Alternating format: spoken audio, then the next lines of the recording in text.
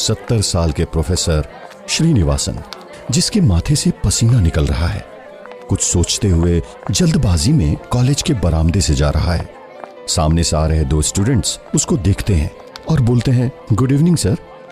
Professor Srinivasan न तो उसकी तरफ देखता है और न ही उनकी विश का जवाब देता है। स्टूडेंट्स ताज्जुब में हैं, ये प्रोफेसर को हुआ क्या है? वो हमेशा हमारी विश का रिप्लाई करते हैं और इतनी जल्दी में कहां जा रहे हैं? दोनों स्टूडेंट्स आपस में बात करते हैं और पीछे मुड़कर देखते हैं। प्रोफेसर श्रीनिवासन आगे निकल चुका था। प्रोफेसर फटाफट अपने घर में पहुंचता है, जो कैंपस में है। अपने घर का लॉक खोलता है और तुरंत ही दरवाजा बंद कर लेता है और अंदर से लॉक कर लेता है।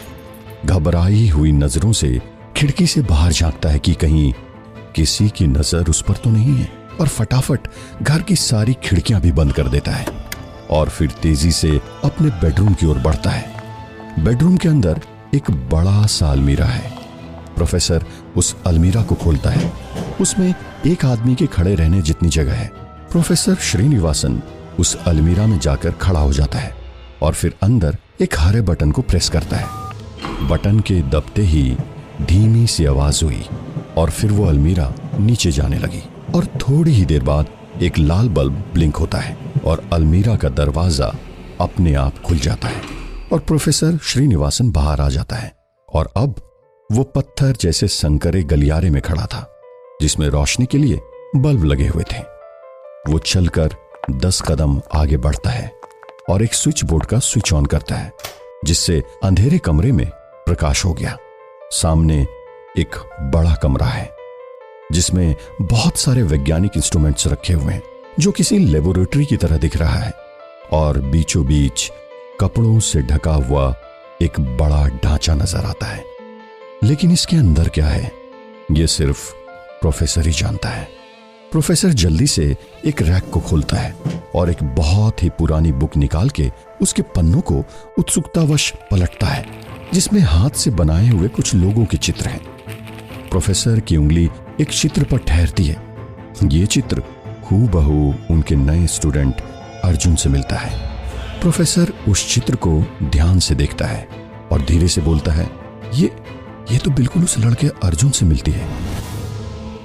और फिर प्रोफेसर दूसरी तरफ कपड़े से ढके हुए उस ढांचे को उम्मीद भरी नजरों से देखता है। जिस अर्जुन के बारे में प्रोफेसर बात कर रहा था, चलिए चलते हैं उस अर्जुन के पास, जो कि सुबह घर से कॉलेज जाने के लिए बाहर निकलता है तो देखता है कि उसके कजिन भाई बहन बिट्टू और पिंकी स्कूटी पर बैठ रहे हैं और वो भी अपने कॉलेज ही जा रहे हैं। अर्जुन ने उनकी तरफ एक नजर देखा, लेकिन उन्होंने अर्जुन को इग्नोर किया, जैसे अर्जुन उनके लिए कुछ महत्व ही नहीं रखता। बिट्टू ने अपनी स्कूटी स्टार्ट की और अपनी बहन पिंकी के साथ गर्र से निकल जाता है। अर्जुन सोचता है, काश मेरे पास भी स्कूटी होती। ये सोचते हुए अर्जुन अपनी कॉलोनी की मेन रोड से बाहर आता है और वो अपने कॉलेज बैग के साथ धीमी चलती हुई बस से उतरते हुए धक्का खाकर थोड़ा डिसबैलेंस हो जाता है और जमीन पर औंधे मुंह गिरने ही वाला होता है, लेकिन वो अपने दोनों हाथ के सपोर्ट से अपने आप को सड़क से टकराने से बचा लेता है और ऊपर उठते हुए सामने देखता है कि उसके पास से गुजरते हुए एक काली रंग की कार में काम्या विक्की के साथ बैठी हुई है। काम्या की नजरें जमीन पर गिरे हुए अर्जुन पर है। जैसे ही अर्जुन की नजरें काम्या की नजरों से टकराती है, वैसे ही अर्जुन अपनी नजरें नीची कर लेता है और अपने दिल में सोचता है, शिट, वो मुझे देखकर क्या सोचेगी। कार में बैठी हुई काम्या विंडो से पीछे अर्जुन की तरफ देखती हुई कॉलेज के अंदर चली जाती है। अर्जुन उठता है और अपने हाथ और अपनी पैंट को झाड़ता है और कॉलेज के अंदर चला जाता है। वहीं दूसरी तरफ अर्जुन का दोस्त मुकेश कॉलेज के अंदर बार बार अपना मोबाइल निकालकर टाइम देख रहा है। तभी उसको अर्जुन अपनी ओर आता हुआ दिखता है और वो उसकी ओर चल पड़ता है। पास आकर मुकेश ने कहा, आ गए? मैं तब से तुम्हारा इंतजार कर रहा था। क्या हुआ, आज फिर से लेट? हाँ यार, फिर वही बस का झमेला, इसीलिए लेट हो गया। अर्जुन ने मुरझाए चेहरे से कहा, आज तेरा मूड ऑफ लग रहा है। क्या हुआ, आज चाची ने फिर ब्रेकफास्ट नहीं दिया या तेरे उस शोरूम के मालिक ने फिर से गालियां सुनाई? मुकेश ने पूछा। वहीं दूसरी तरफ क्लासरूम में प्रोफेसर श्रीनिवासन खड़ा है और बोर्ड पर टाइम ट्रेवल टॉपिक लिखा हुआ है और क्लास के डोर से अर्जुन और मुकेश एंटर करते हैं और जैसे ही अपने सीट की तरफ बढ़ते हैं, अर्जुन। प्रोफेसर श्रीनिवास उन्हें रोकता है। अर्जुन और मुकेश वहीं रुक जाते हैं। ये क्या टाइम है क्लास आने का? प्रोफेसर नाराज होते हुए कहता है। Sorry sir. अर्जुन और मुकेश एक साथ बोलते हैं। 4 दिन पहले सेशन स्टार्ट हुआ है और तुम लोग अभी से लापरवाही दिखा रहे हो। इंटरनल में 0 मार्क्स दूंगा, समझ लेना, फेल कर दूंगा। श्रीनिवासन ने थोड़ा गुस्से में कहा। I am sorry sir, Arjun बोलता है। गो एंड सिट, प्रोफेसर कहता है। अर्जुन और मुकेश खाली पड़ी एक सीट पर बैठ जाते हैं और फिर स्टूडेंट्स की तरफ देखते हुए प्रोफेसर श्रीनिवास कहता है, हाँ तो मैं कहाँ था? टाइम ट्रेवल सर, एक स्टूडेंट कहता है। आई रिमेंबर दैट, मैं तो बस ये चेक कर रहा था कि तुम्हें कितना याद है। प्रोफेसर ने कुटिल मुस्कान के साथ उस स्टूडेंट से कहा। प्रोफेसर अपना लेक्चर कंटिन्यू करता है। हाँ तो मैं कह रहा था कि टाइम ट्रेवल करना बहुत खतरनाक भी हो सकता है। प्रोफेसर ने थोड़ा डराने वाली आवाज में कहा। हाँ सर, मैंने ऐसा फिल्मों में देखा है। हीरो एक टाइम ट्रेवल की मशीन में बैठकर अपनी प्रेमिका से मिलने भूतकाल में जाता है और फिर उसकी जान बचा लेता है, एक करली हेयर वाले लड़के ने कहा। उसकी बात पर सभी हंसने लगे।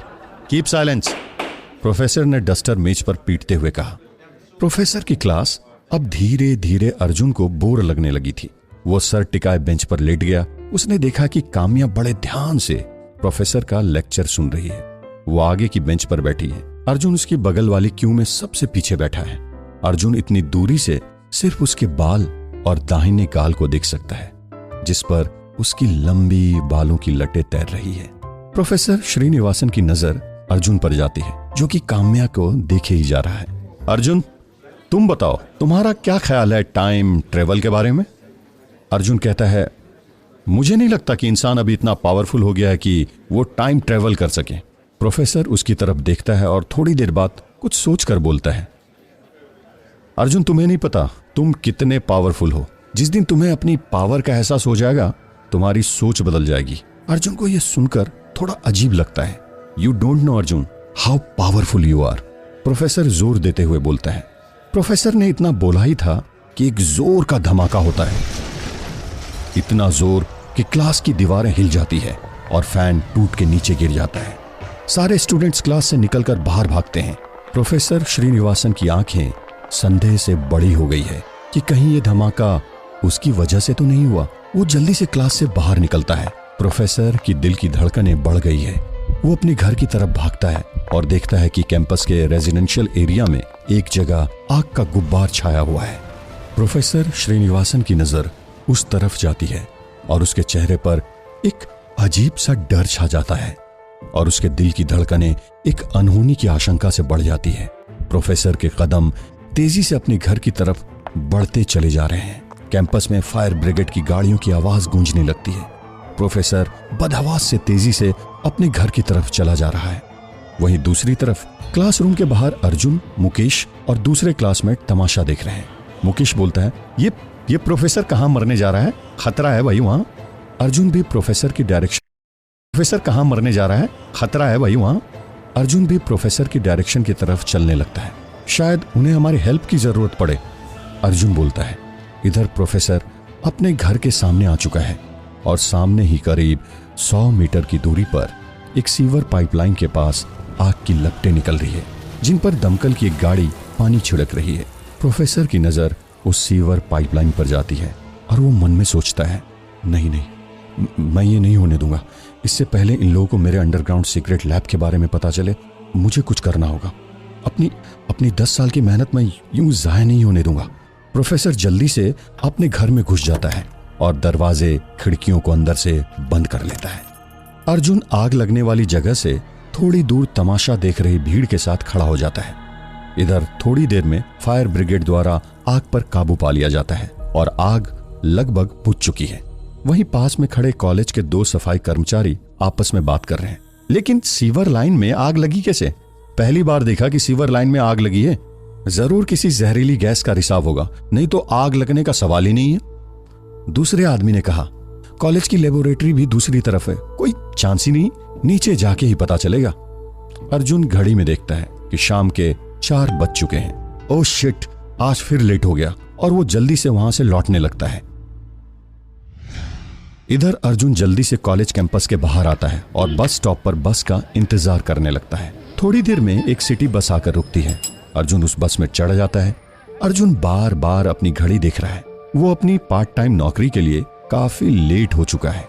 थोड़ी देर बाद बस एक जगह पर रुकती है और अर्जुन बस से नीचे उतर जाता है और दौड़ता हुआ एक शॉपिंग मॉल में एंटर करता है और एक कपड़े के स्टोर की तरफ जाने लगता है। जैसे ही वो स्टोर रूम में घुसने ही वाला होता है, वैसे ही स्टोर मैनेजर उसे रोकता है और गुस्से भरी निगाहों से देखता है। आज फिर आधा घंटा लेट हो गए, आज क्या बहाना है? स्टोर मैनेजर ने गुस्से में पूछा। आज प्लीज माफ कर दीजिए, कल से पक्का टाइम से पहले आ जाऊंगा, अर्जुन ने विनती करते हुए कहा। मैनेजर रजिस्टर में उसके नाम के आगे पेनल्टी डालता है और रजिस्टर अर्जुन के आगे करते हुए बोलता है, अगली बार से टाइम का ध्यान रखना। निराश अर्जुन रजिस्टर पर सिग्नेचर करता है और चेंजिंग रूम में जाता है और अपने कपड़े बदलकर स्टोर के कर्मचारी वाले कपड़े पहन लेता है। अर्जुन चेंजिंग रूम से बाहर आता है और स्टोर पर दूसरे स्टोर बॉयज के साथ खड़ा हो जाता है और आने वाले कस्टमर्स को डील करता है। थोड़ी देर बाद काम्या अपनी कुछ फ्रेंड्स के साथ स्टोर में एंटर करती है। अर्जुन की नजर जैसे ही काम्या पर पड़ती है, वो पीछे चला जाता है और अपने आप को छुपाने की कोशिश करता है।